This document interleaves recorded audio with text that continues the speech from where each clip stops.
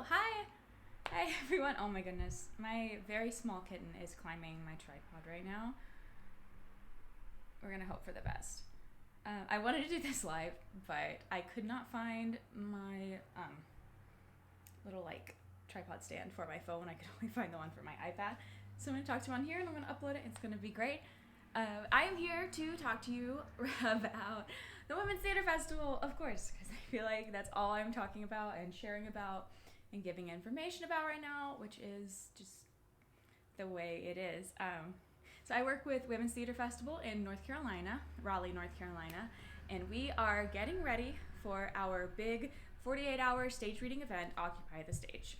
It is the biggest event Women's Theater Festival does all year. It's kind of their whole reason for starting and existing. So you might have seen me post a lot about Occupy, but that doesn't necessarily tell you, Copeland is hitting the microphone. There he goes. I knew he would do it. So you might see me post a lot about... It's on. So we post a lot about Occupy, but that doesn't necessarily tell you, what Occupy is, what that means, why you should care about it. So I'm going to kind of pop in, give you a little more information here.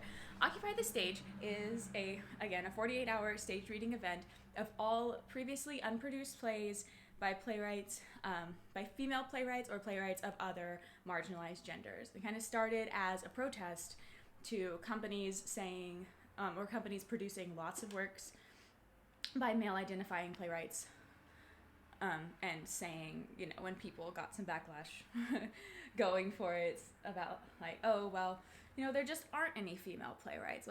We can't produce these plays by women because there aren't any. And Women's Theater Festival said, no, we reject that. We are going to have a full festival of all new works by women and other playwrights of marginalized genders because we don't believe that that's true. And it is not true. This year we received 445, I think, submissions of plays themselves. Goldblum. Sorry, I have 3 kitties in this very loud little office space in a very annoying road that just zooms behind me. But the smallest kitten has decided he just wants to attack everything right now. That's Goldblum, I swear. That's what kittens do. Anyway, so we had 445 submissions of plays by these incredible playwrights of marginalized genders. I was on the reading tree for those, so I read a massive handful of those plays. And when I say they are incredible, I am not exaggerating at all. In content, in style, in the craftsmanship of these works. We were supposed to program 20 and we ended up programming 40 because we just could not narrow some of them down, and even the ones we did narrow down to was nearly impossible because the quality of this work was just... Sorry. The quality of this work was just unbelievable. I know pianos are scary. I should have turned that off and then turned it on in a second, but it's too late now because we're already in it. So why am I sitting at a keyboard dealing with a kitten? What a great question. I'm sure you had that question. I'm sitting here because I am directing. I have the honor and pleasure of directing 2 plays that are going to have their first stage readings at this festival, November 6th through 8th, Occupy the Stage. Tickets are available at bit.ly/OccupyTix2020, or you can visit womenstheaterfestival.com, and that will direct you pretty easily to any information, as well as if you're following me on Instagram and Facebook and Twitter, or Women's Theater Festival, or anyone else affiliated with the festival or involved in the production. You will see all sorts of posts all the time from us about that. But I'm sitting here because of the 2 plays I'm directing, one of them is Gertie and Alice by the Sea by Karadzic, which is incredible. If you don't know who Karadat is, please go look her up. I am just beyond floored and honored that I have the opportunity to work with someone of her caliber and work on one of her new plays. We're hoping, people will come see it as a reading and then choose to produce it, because all of these plays deserve to be produced. That's why we're here. But I'm sitting here because that play, Guardian Alice by the Sea, is a memory play. It's about Gertrude Stein and her partner, but also not about Gertrude Stein and her partner Alice. It's an in and out of memory and recollection. It's a play about 4 strong older women kind of at the end of the world. Everything's gone. They have these long-standing relationships, and they exist almost like a string quartet, and the 4 of them just intertwining with each other and creating different conversations and melodies, and everything is just life to them as they're existing and having this wonderful just existence by the sea at the end of the world. It's a play that is sweepingly poetic and breathtaking and understands so much about, sounds like I'm at a construction site, a play that understands so much about the world and humanity and life and death and loss and relationships and the pain and honesty that comes with love sometimes. It's just encapsulating and huge and gorgeous in how it's written and structured.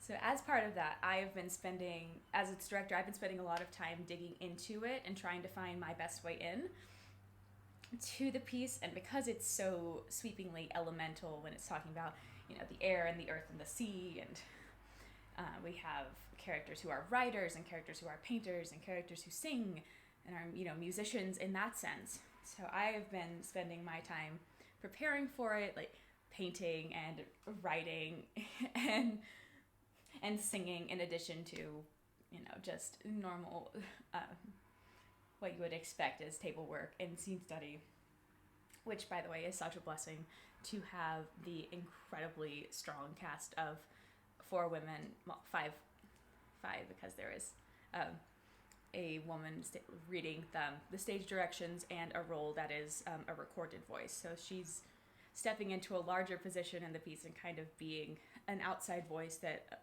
kind of tells these women what to be doing and comments on their lives rather than just stage directions happening.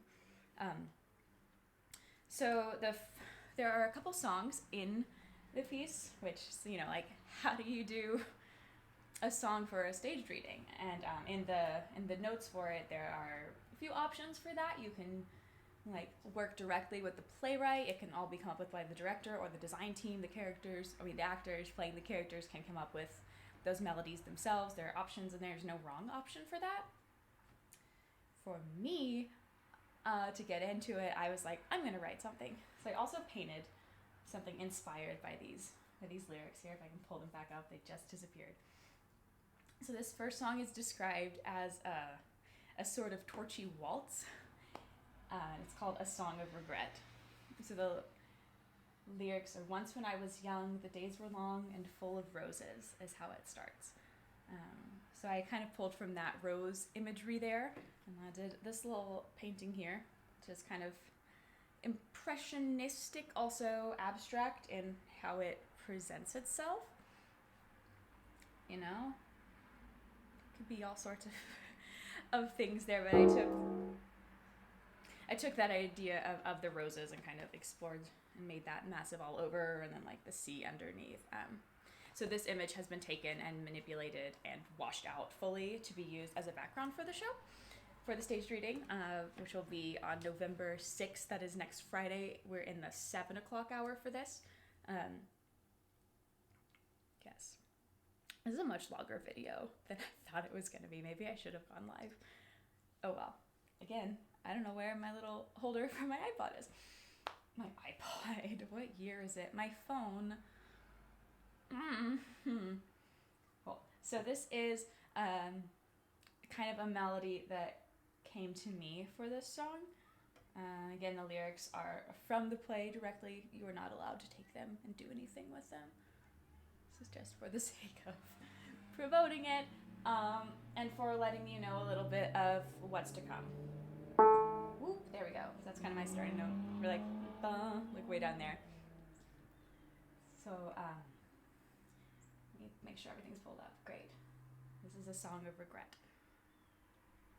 Once when I was young, the days were long and full of roses, 1,000 dreams upon the hill as each night closes. But then you're left and all was kept inside a jar full of posies. My little bird, my sorry hat, my little love. Yeah, and then there are other verses and things in there. This is only one of 2 songs. But I'm kind of singing that for you now because that's kind of how that was interpreted for me in my mind in arranging music for that, and you can take it or leave it, do what you want with it. And that's what I've told the actors as well. So the melodies they sing may or may not be similar to that, but again, it's a piece that lives in each character's memory, and we kind of move through time with each of the women depending on how or where their memory is at any certain moment. Yeah, this is far longer than I wanted to be, but this is me talking about Occupy the Stage 2020, Gertie and Alice by the Sea, Friday night, November 6th, in the 7 o'clock hour. You can see a live staged reading of this particular show by Karatsevich. Tickets are available at bit.ly OccupyTix2020, or you can visit womenstheaterfestival.com. I will share something in the near future and probably have already with a little more info on that. Anything that Women's Theater Festival is posting on any of their social media platforms has information for Occupy that you need in it. So don't worry. Yeah. Thanks so much. Please go buy your Occupy tickets. Buy them soon if you are interested.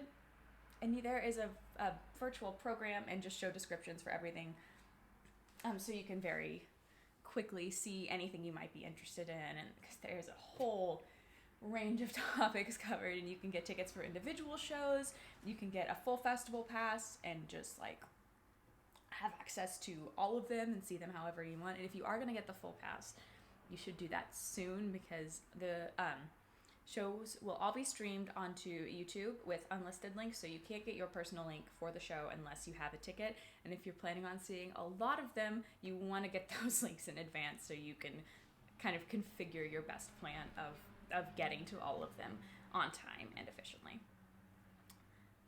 There are also discounts for like artist rates and jazzy things like that. And there are upper tier levels of tickets. So there's the normal Occupy Pass, all 40 shows available, all 40 readings for $40, which is an incredible deal. Like, it's $1 a play. When are you gonna get $1 a play? Like, and these ticket prices serve as sponsorship for the artists as well. So you can choose to donate more on top of that amount if that's something that interests you. Doesn't have to be, but it could be. And that money will sponsor the artists involved, whether it's the playwrights, the directors, the actors doing these readings. So we want to provide artists with as much support as we can as Women's Theater Festival during this time and always.